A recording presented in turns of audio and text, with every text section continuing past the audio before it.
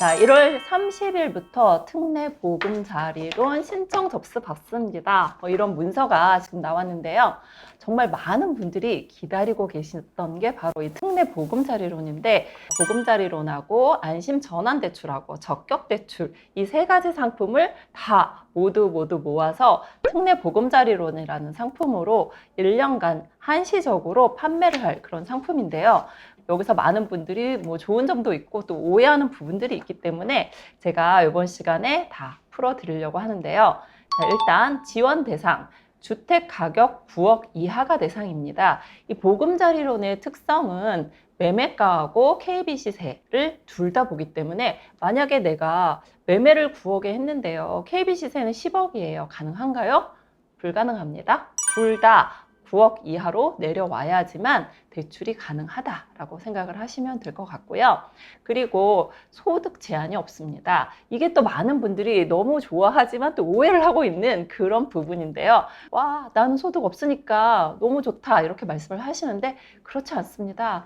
이 보금자리론도 DTI를 봅니다. DSR은 보지 않지만 DTI라는 허들을 넘어야 되기 때문에 어느 정도 소득이 뒷받침해 주셔야 되는데 우리가 은행에 가면 신용카드로도 소득을 잡아주고 뭐 여러 가지 방법으로 소득을 잡아주는데 이 보금자리론은 증빙소득과 인정소득만 소득으로 잡아줄 수 있는데 인정소득은 그럼 뭐예요? 건강보험을 내는 지역 세대주와 국민연금 납부 내역으로 소득을 환산할 수 있는데요. 3개월치를 낸 다음에 그거의 평균치로 계산을 하는 게 바로 국민연금과 건강보험 납부 내역입니다. 내가 혹시라도 보금자리론을 받을 건데 인정소득을 받을 분들 같은 경우는 미리 계획을 해서 3개월치를 만들어 주셔야 되는 거고요. 아니면 증빙소득자로만 가능하기 때문에 마냥 다 좋은 건 아니고요. 약간 까다로운 부분들이 있다는 것을 명심해 주시면 좋을 것 같고요. 소득이 제한이 없다라는 거는 무슨 뜻이냐면 이때까지 보금자리론은요. 소득 7천으로 제한이 되어 있었어요. 그 제한이 없다는 거죠. 소득 상한이 풀렸다는 거지 소득 하한이 풀렸다는 뜻이 아니라는 거죠. 연봉 1억이어도 좋고 2억이어도 좋고 집값만 9억이 넘지 않으면 대출이 가능하다 그런 뜻이기 때문에 여기서의 소득 제한은 상한 제한이 없다라는 뜻으로 해석을 하면 될 것 같습니다. 그리고 주택수는요 무주택자하고 처분 조건을 한 1주택자까지만 가능한데요. 1주택자인 경우에는 2년 안에 처분을 해주셔야 됩니다. 여기서 우리가 자금 용도를 따질 때 구입 용도, 상환 용도, 보존 용도 이렇게 세 가지로 나눠지는데 구입 용도는 내가 집을 살 때 받는 그런 대출인데요. 구입 용도에 한해서 집이 있는 분들은 2년 안에 처분한다는 조건으로 대출이 가능하다는 뜻이지 내가 지금 집이 2개인데요. 하나 대환하고 싶은데요. 집 하나 있는 거 처분 조건으로 해주시면 안 돼. 이건 안 돼요. 우리가 일단 새로 살 때 그때만 일시적 2주택자로 인정을 해주는 거고요. 상환인 경우에는 1주택자에 한해서 가능하다라고 생각하시면 될 것 같고요. 보전은 뭐냐? 그냥 갖고 있는 집으로 내가 대출을 받고 싶다 그런 뜻인데 여기서도 목적이 있어요. 그냥 저 생활비로 쓰려고요 이러시면 안 되고요. 임차인을 퇴거하는 목적으로만 가능합니다. 그래서 매매잔금으로 쓸 수 있고요. 대환으로 쓸 수 있고 그리고 임차인 퇴거 자금 이렇게 세 가지 목적으로만 사용할 수 있는 게 바로 이 특례 보금자리론이다 라고 생각하시면 되고요. 그러면 대출 한도는 얼마일까요? 최대 5억입니다. 저 집값 6억인데 5억 해주나요? 아니고요.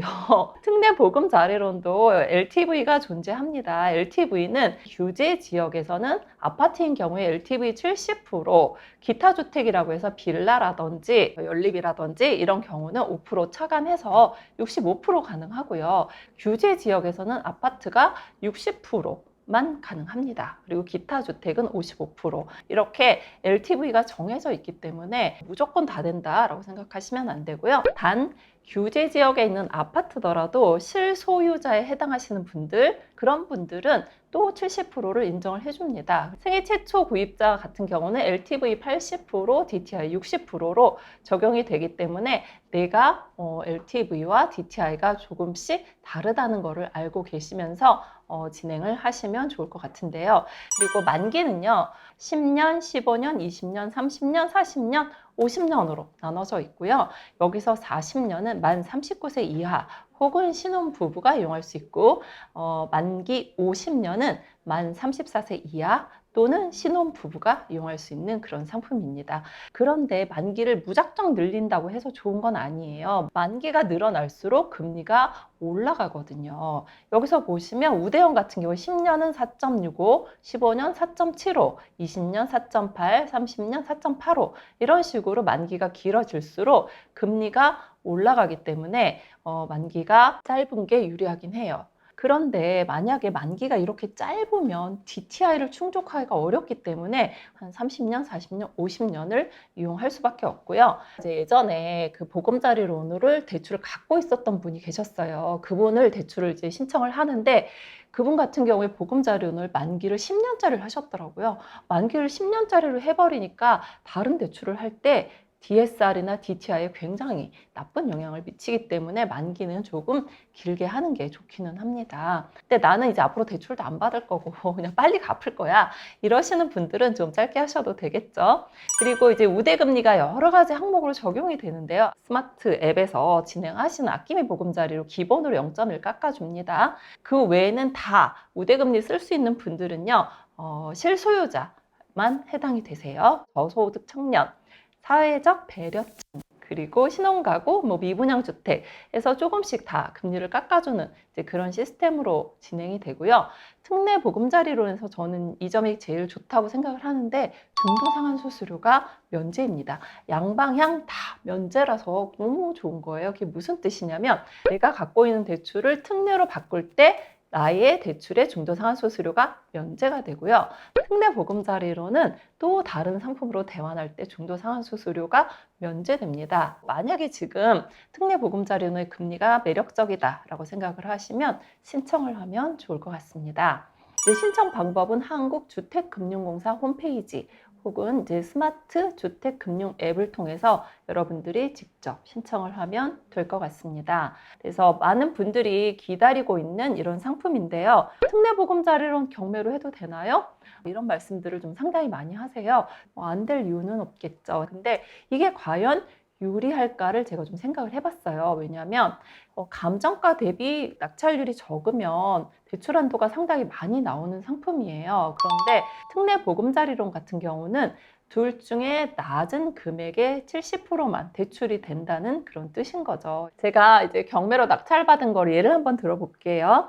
감정가가 9억인데 6억의 낙찰을 받았어요. 그래서 만약에 내가 은행에서 대출을 받게 되면 80%까지 해주는 은행이 많이 있거든요. 그러면 4억 8천으로 대출이 가능한데 특례 보금자리론을 이용을 하게 되면 6억의 70%인 4억 2천만 대출이 가능하기 때문에 6천만 원이나 한도가 줄어들 수 있어요. 그래서 경매로 많은 분들이 원하시는데 이게 과연 유리한 점인가 라는 것을 한 번 더 생각을 해보시면 좋을 것 같습니다.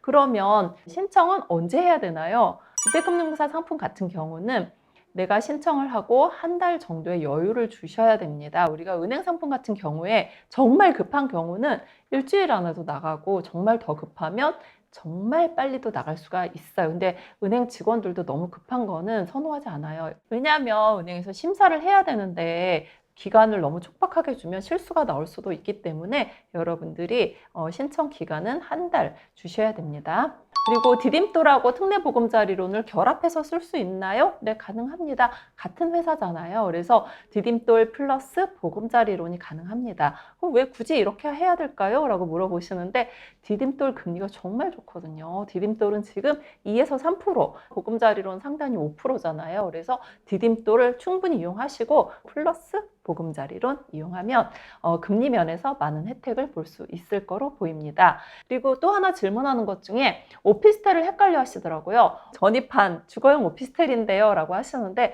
오피스텔은 대출에서는 항상 상가로 칩니다. 그래서 오피스텔은 주택이 아니기 때문에 특례 보금자리론을 이용할 수 없고요. 그리고 주택수 계산할 때 입주권, 분양권 모두 주택수에 포함이 되기 때문에 만약에 내가 매매 용도로 쓰실 거면 처분 조건 쓰셔야 되고요. 디테일한 부분들은 주택금융공사 홈페이지에서 찾아보시고요. 내가 특례보금자리론에 해당이 되고 만기 고정금리로 바꾸고 싶다 하시는 분들은 많은 이용을 하시면 될 것 같습니다.